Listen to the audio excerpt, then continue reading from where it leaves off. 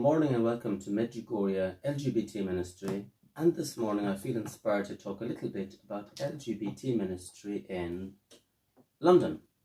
So first of all, why did we even end up in London? Well, that's a story in itself.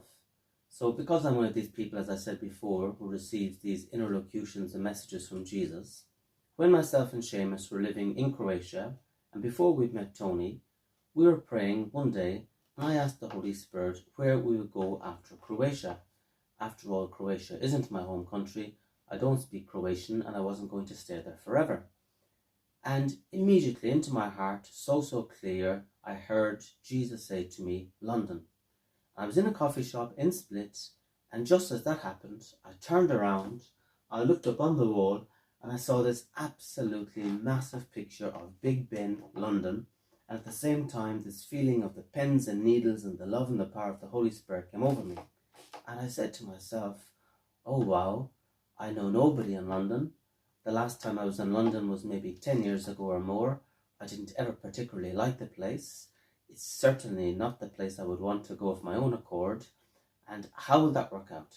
But because I've been following Jesus for years, I just said, a little bit like Our Lady at the Annunciation, I just said, okay, Jesus, if you want me to go to London, then it'll work out somehow or the other, and be it done. So what happened? Well, met Tony, of course, then Seamus was praying about it as well, and we kept getting more and more confirmations about London, and so eventually, basically, we ended up coming to London. Now, we arrived in London knowing nobody. We had extremely little money. We flew from Medjugorje to Belfast. We took a ferry from Belfast to Liverpool. We took a train from Liverpool to London, and we arrived in London with nothing. And knowing absolutely nobody, no contacts, no first point of contact, nobody. But trust, and knowing and trusting that Jesus knew everybody in London, and Jesus knew where he was sending us. And we got these little confirmations, for example. The first time when we arrived in London, got the train from Liverpool to London, we got eventually a hostel or something in Clapham Common. And so we'd get the train or the underground down there. As soon as we got out of the train station, to our utter amazement, there was a girl we knew from the Charismatic Renewal in Croatia. I mean, if we'd organised to meet her at the same time, the same place, it would have been preposterous. And so these little experiences showed us that Jesus was with us. And so we arrived in London, and at the start we were staying in a place called Lewisham, which, if anyone ever watches EastEnders, it's a little bit like EastEnders. It's certainly not the poshest area of London. No offence to anybody who might live there. So anyway, so what happened from there? Well, I remember one day, because I've always been called the leader, which means that you get the blame for everything, really, but anyway. So I was praying in front of the Blessed Sacrament, saying, Jesus, what are we going to do? I was getting some donations that was helping to pay the hostel. Seamus had picked up a job in McDonald's, which was helping as well. We were doing our best to help Tony, and we were thinking, where is it going? What are we doing? We went to the local church in Lewisham. Besides being very nice and good in the presence of the sacraments, there was no real interest in us or in LGBT people. There was no links to other people, so it was unsure what we would do. But we were just continuing to walk day by day, trusting in the power of Jesus, trusting in the Holy Spirit that he had brought us to London for a reason, and that sooner or later the reason would unfold. So what happened? Well, I was praying in front of the Blessed Sacrament one day, and I had this inner experience where I saw Padre Pio. These type of experiences happen to me a lot. As I said before, you can take it or leave it, but anyway. And as I saw Padre Pio, he spoke to me. As clear as day, he said to me, go onto your phone, go on the internet, and look up LGBT Catholics in London. And this is a typical example of my experience of the spiritual realm. The spiritual realm helps us, but the spiritual realm also grounds us. The spiritual realm helps us in our day-to-day lives, and at times it can be something extremely practical. So it's not all about miracles and extraordinary things. Sometimes it's as simple as thing as finding the key to your car, and the Holy Spirit wants to tell you it's over there. It's not abracadabra, so to speak. So anyway, I go on the internet, I Google LGBT Catholics London, and I come across this group called LGBT Catholics Westminster. So I send them an email, to be honest with you, not really expecting a reply, because my experience at times in the church is if you send an email today, you might get a reply in 6 months' time, or you might not at all. So I wasn't exactly full of hope, but yet I sent an email. To my astonishment, I got a reply almost immediately, and the man, Martin was his name, still is his name, replied telling me that there were these masses that were on for LGBT Catholics every second Sunday at the church in Farm Street, the Jesuits in Farm Street. Now, I go there regularly now. I'm even part of the pastoral council, but at the time I didn't have a clue where that was. So it was about an hour's journey, basically, from Lewisham to there. So we went there the first time. Tony was nervous. I guess I was a bit nervous too, not knowing what to expect. And what we received was a place of total welcome, where there were lots of other LGBT Catholics. And after the Mass, there was a little bit of a social group and a place where we could share. And there was this sense of just being at home. Everybody else was LGBT, people were on their journey. There was total openness about the whole lot of it. And so we began to share our journey, where we were at, and we could see that it was a friendly bunch. And so we went back there the next Sunday, which would have been in 2 weeks' time. And 2 weeks later, Tony happened to meet Father Keith. Father Keith, of course, is the chaplain to LGBT Westminster. And Father Keith invited us for dinner here one evening just to get to know us. And so basically went from there. We explained our situation to him, that we were following Jesus, missionaries living on Providence, that we had been in Medjugorje. We explained to him the ups and downs of being in Medjugorje too, the crazy love of Jesus and the love of Our Lady for LGBT people and healing their wounds. At the same time, the misunderstandings and the resistance of lots of people in Medjugorje who didn't really understand. And of course, because he's chaplain to LGBT Catholics here in London, it wasn't any news to him. It was just textbook stuff of the battles that go on. And so basically, he invited us to stay here for a little while, and we've been here since. But the thing is, after that then, we got more and more involved with this LGBT Westminster group and other LGBT groups here in London, and it's been an amazing source of support and an amazing source of community.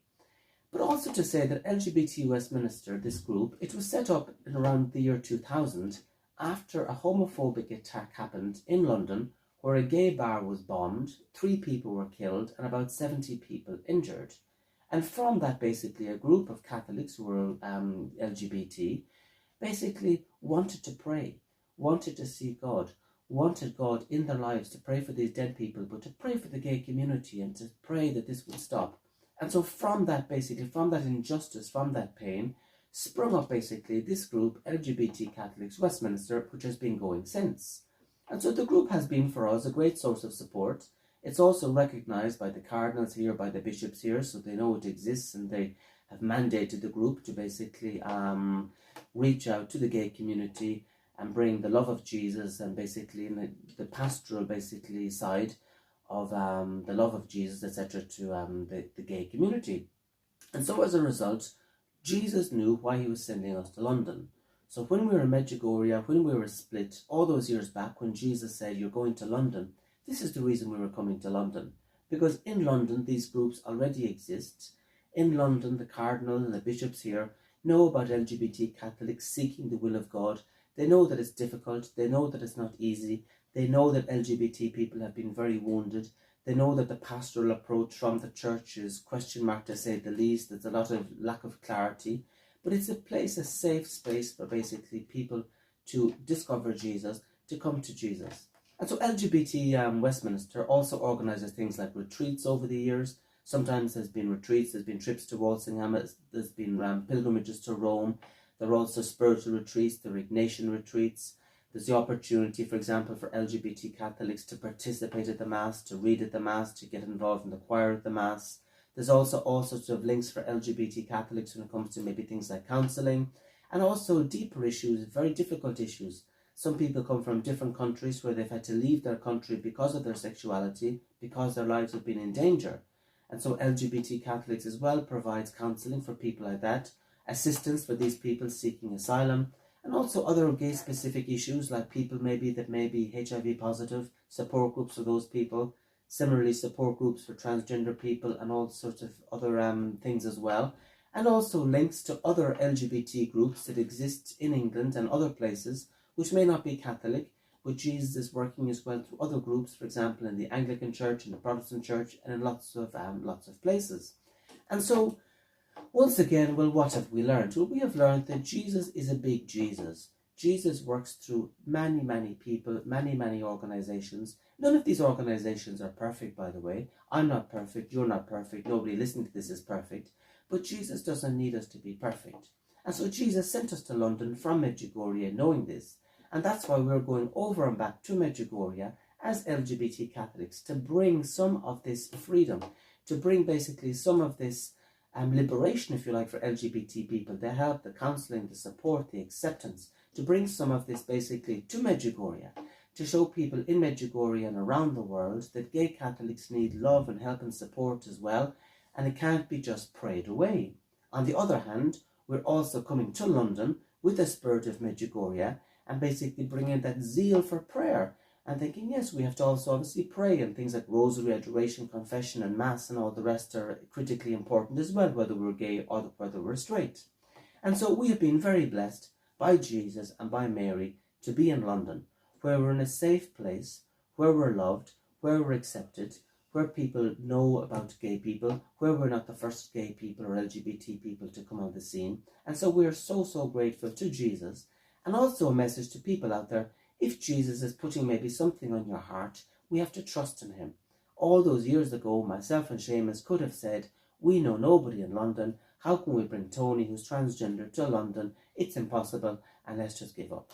But thank God he infused into us this fiery faith, this zeal of the Holy Spirit, and as I said, we came to London, we moved from Lewisham to Notting Hill, we got to know people, and now we're part of the community in London, doing a lot of evangelization, reaching out to gay community, explaining the situation to Catholics as well, and building that bridge, the bridge of love, the bridge of understanding, the bridge of connections, the bridge of social bridges, all sorts of bridges, to show people that we can be LGBT, we can be full of the love of Jesus, we can be fully Catholic, we can be full of the love of the sacraments, and that the two can basically coexist. And so basically, if you'd like to learn more, well, first of all, you can Google, obviously, LGBT Catholics Westminster. You'll find out more there. I'll also put up the website or link on this video blog as well. And also, if you know somebody, don't be afraid to send them the links to these organizations. Nowadays, we're blessed because lots of things can happen over Zoom. So people can have counseling over Zoom. People can talk to other people over Zoom or WhatsApp or whatever. So there's no reason for LGBT people out there, no matter where you are, to be alone and not to feel connected or branched in.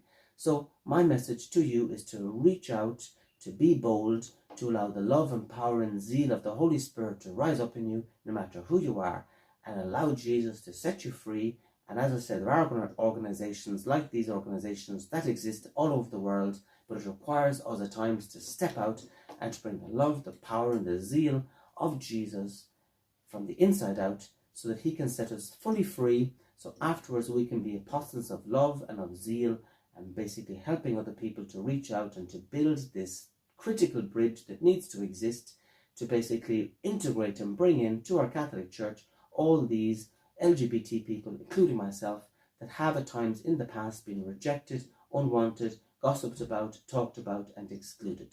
So from London, from Medjugorje LGBT Ministry, God bless and have a beautiful Sunday.